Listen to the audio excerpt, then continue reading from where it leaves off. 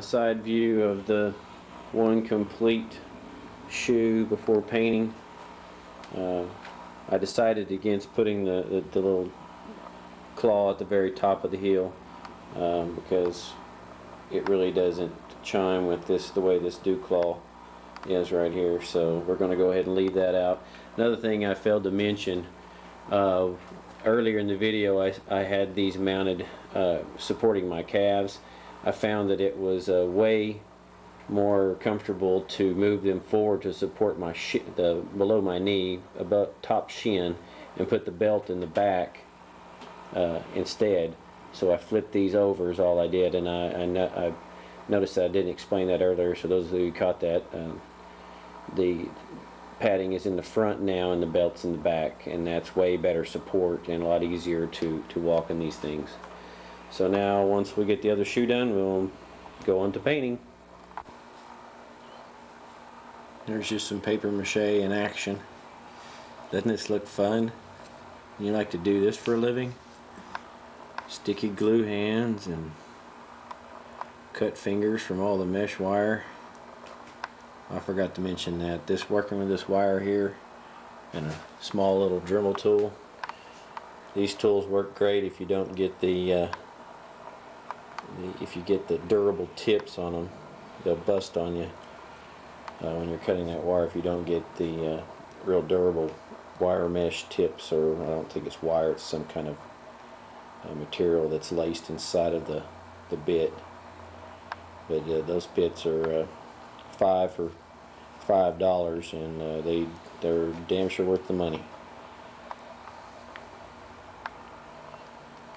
So we're almost finishing up the second foot, and then the next time you'll see the completed two, and then we'll start with the painting of the neck and or the feet. Okay, I had some spare time, so I did a little bit of touch-up paint on the dragon's face, kind of give it some more outline and more depth, kind of detail than just the standard mask that came with factory paint. And I'll be doing some more touch-up as we go along just to make it look more realistic. And I painted the whole mask a little darker gray because I really didn't like that silver. It's not going to go with the neck. So we'll keep you updated from that. We also now have two fully paper mache legs and feet. I think they turned out pretty good. But you can be the judge of that, or the judges can be the judge of that. And we may, I don't know for sure, but we may have to have a back cover for the legs. It depends on how much is seen from the side. I don't think we will, because it does look pretty good the way it is. So those are ready for painting and texturing, and we're on to making the tail. This is how much is done.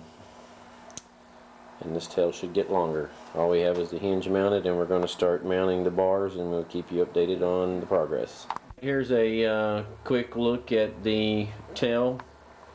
It's quite long, and from what we figured, it's probably going to be estimated hanging off the ground maybe a half a foot to a foot, depending on how thick the tail is once we get to the very tip of the tail and how far we go off the end of it. So on to the wire mesh. Okay, now we have the brackets mounted to the tail that the wire mesh is going to mount to, and we're fixing to mount those on and bolt them down and start putting the wire mesh on. I didn't want the tail to be able to swing all the way around, so we added this little guard here. This minimizes the distance that the tail can swing. This is just an added feature that we added just recently. So now the tail will have limited mobility, but will still swing. Okay, we decided that in order to determine the tail length, we had to go ahead and start mounting the shoulder straps and the boards that the head and the tail is going to mount to. You can see that there's the straps that come to down the back that's going to be supporting the entire weight of all the head and the tail. We are going to have a metal or sorry, aluminum bracket that goes around the waist that mounts the front and the back to keep it from swaying. And then we'll mount all of it to it, try on the boots and shoes, and see how high up off the ground it gets. That way we can determine how long the tail can be, and we kind of want it real close to the ground, if not almost touching the ground, so it looks a lot better than just swinging a tail. It minimizes sway.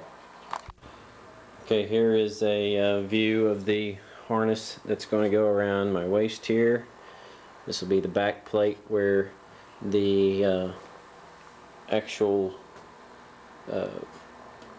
wings and the tail will mount. You have to excuse me, I'm kind of tired. It's kind of hard to talk and think. But this is where the front head will mount, and these will be the harnesses where the harnesses will mount as well. Okay, now we have a finished harness. Has the hinges mounted on the front and back for the tail and the head and neck. And this is where the shoulders go, and you can see the little waistband. So it turned out pretty good. I want to be able to tell more when I get more weight in the back. It seemed to be a little light in the back, but once I get the paper mache on the tail and the wings mounted, it should be enough. Okay, here are the gloves that I've ordered for the costume. They're solid rubber, but they are pretty realistic, so that should suffice.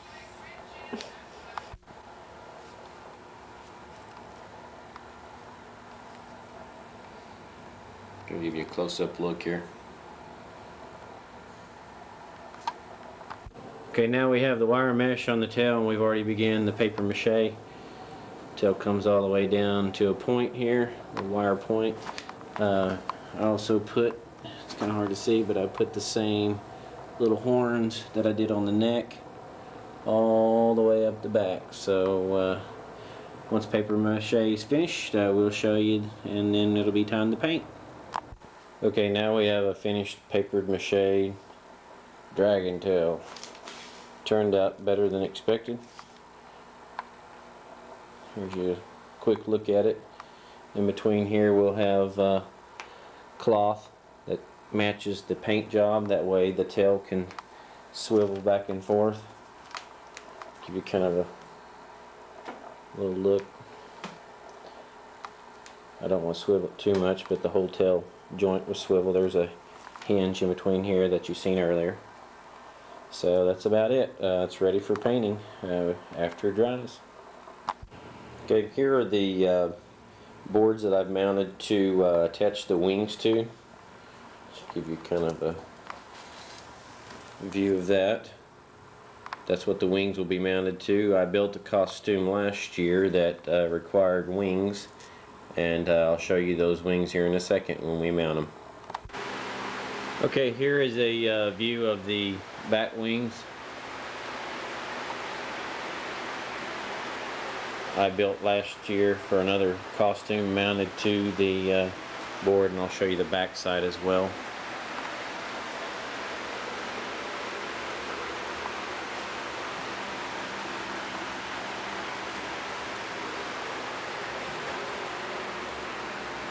There's a side view of the mount, the harness, and the wings attached. They still need to be painted, ironed. They look rough though, like a dragon's wings. And now the back side.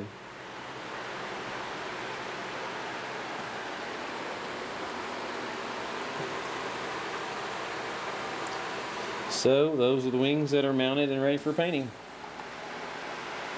Okay, here are the wings with without the covers on them, the cloth covers.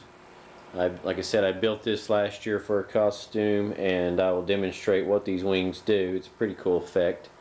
You can kind of see it, what they will do if you examine the aluminum joints, and I'll show you how they retract. Okay, here are the wings when they're in place, which will be right above the tail. The tail will come down here, and the wing obviously will be painted and have a cover over it. But what these do is they will lift up just like so. It's kind of hard to get all this in one frame.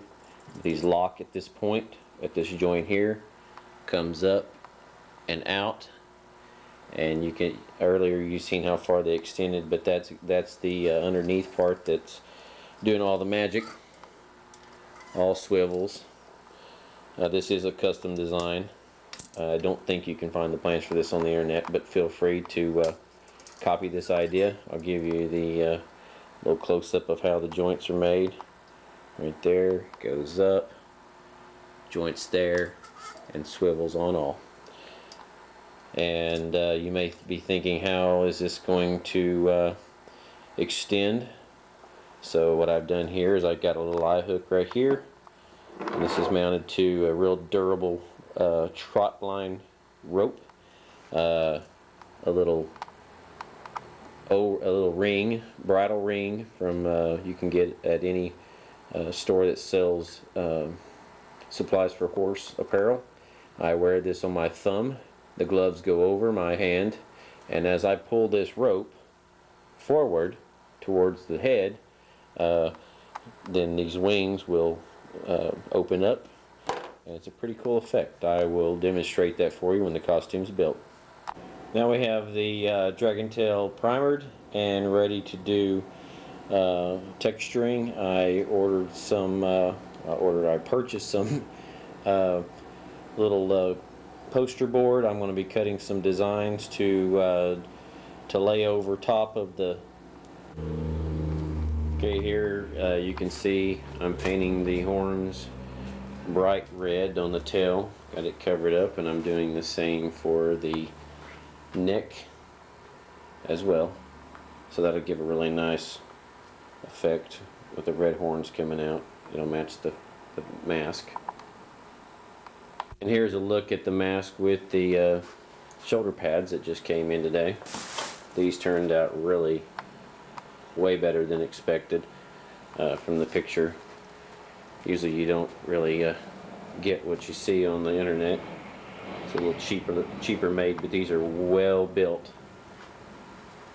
The shoulder armor, this goes all the way back to cover the back as well. So it looked really good with the mask, I think. Alright, here's a quick look at the scales before touch-up. The paint fades a little bit when you're doing with spray paint, but I'm going to be doing some touch-up with brushes on the gray and black to make it look alright. We just started doing the tail scales.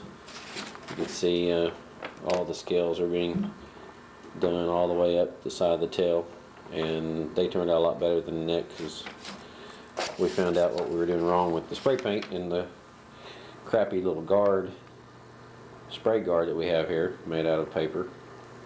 So that's about it. I'll show it to you whenever the tail is finished. Here you can see the making of the armored cloth that's supposed to look like leather armor, but I figured it'd be too heavy to do leather, so I went ahead and did it in cloth, so it could be a lot lighter. So that's a look at that, and that's what we haven't done so far. So we're going to do the neck as well, down the top of the neck of the dragon. So on to the next step. Okay, now we have the dragon head that's painted, has the cover mounted, and it's hot glued to it. I mounted some fake legs to the side, stuffed them with cotton, as you can see here. This is the back side. Got my little squeegee thing here. Allow smoke to come out the nose. And that is my saddle horn.